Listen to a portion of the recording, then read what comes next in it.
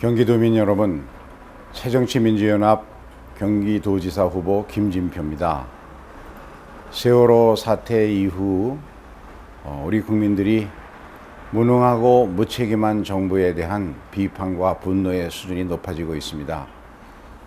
이번 6월 4일 선거에서는 이 정부가 왜 그렇게 허둥지둥 갈팡질팡하면서 생떼 같은 우리 아이들 목숨을 한 명도 못 구했는지 철저하게 그 진상을 규명하고 또 투표로 심판해야 한다고 생각합니다.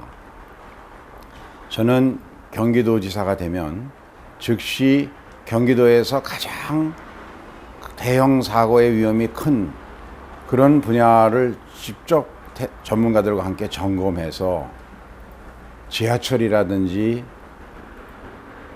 산업단지라든가 종합터미널과 같은 대형 사고에 대해서는 긴급 재난 예방과 재난 구제 대책을 수립해서 대형 사고를 막는데 우선 첫 출발을 하겠습니다. 그리고 경기도에는 많은 위험 요인이 널려 있습니다. 이것을 공무원들이 책상에서 하는 것이 아니고 옴부즈만 형태의 시민 감사관 제도를 통해서 생활 현장에서 생길 수 있는 모든 종류의 위험 요인을 찾아서 도에 고발하고 도에 신고하게 해서 그것을 전문가들과 함께 평가해 가지고 생활안전 지도를 만들고 이 생활안전 지도에 나오는 여러 가지의 위험, 교통사고라든지 범죄라든지 먹거리 위험, 대형 재난사고는 물론이고 이런 것들이 다 포함된 생활안전 지도를 가지고 해결하는 실질적인 재난안전도지사가 되겠습니다.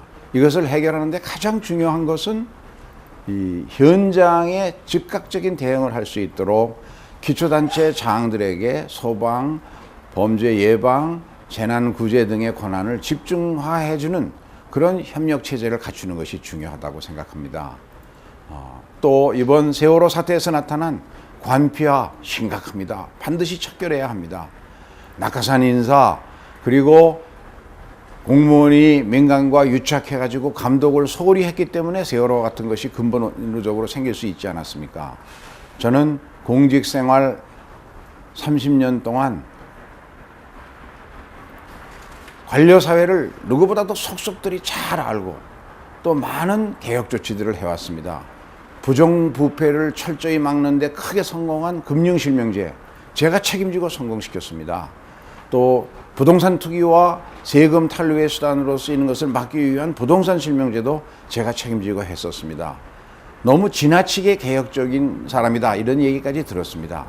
그리고 저는 관료사회를 속속들이 잘 알기 때문에 정치권에 들어와서 이제 10년이 흘렀기 때문에 누구보다도 이 관피아를 척결하는 데는 잘할 수 있다고 생각합니다. 어떤 부분을 어떤 방법으로 도려내야만 관피아를 척결할 수 있는지 그리고 아까 말씀드린 시민감사관 제도와 같이 재발을 방지하려면 어떤 시스템을 적용해야 하는지 제가 도지사가 되면 바로 착수해서 관피아 척결해내겠습니다. 세 번째로 말씀드리고 싶은 것은 경기도민의 많은 걱정이 있습니다. 전월세 걱정, 또 아이들 가르치는 보육 걱정, 그리고 출퇴근에 너무 시간이 말리는 걱정 있습니다만 시간이 부족하니까 요즘 많이 문제가 되고 있는 아이들의 보육 수준을 어떻게 높여주느냐 하는 문제 말씀드리고자 합니다. 저는 이번 선거를 계기로 보육교사들을 사립학교 교사와 같은 수준의 교육공무원화하자는 주장을 하고 있습니다. 그 이유는 박근혜 대통령께서 무상보육을 주장해 왔고요. 사립 보육원들의 보육교사 그 처우를 국공립과 같은 수준으로 가야 한다. 남경필 후보는 또 한 달 전에 보육교사들의 처우를 교육공무원과 같은 수준으로 가야 한다라고 주장해 왔습니다. 그렇다면 제가 주장하는 것과 똑같은 주장을 제가 교육부총리 때부터 주장해 온 것과 똑같은 주장을 드디어 이제 집권 여당에서도 하니까 자 그러면 들어가는 예산은 똑같이 들어갑니다.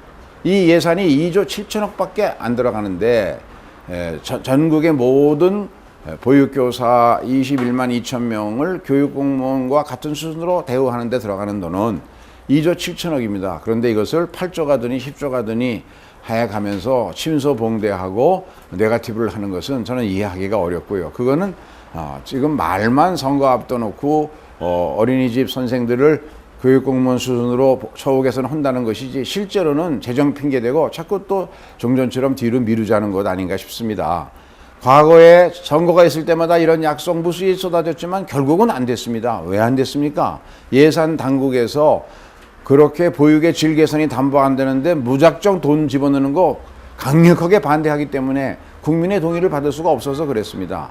그래서 저는 이번에는 모두가 동의하고 그러니까 이 기회에 하기 위해서는 보육의 질을 가장 확보하려면 보육 교사들의 높은 사기와 열정 그리고 자질을 향상시키는 것이 확실히 보장돼야 하고 이것을 할 수 있는 길은 사립학교 교사와 같은 수준으로 교육공무원화해서 처우도 개선하고 또 신분도 안정시켜주는 일입니다.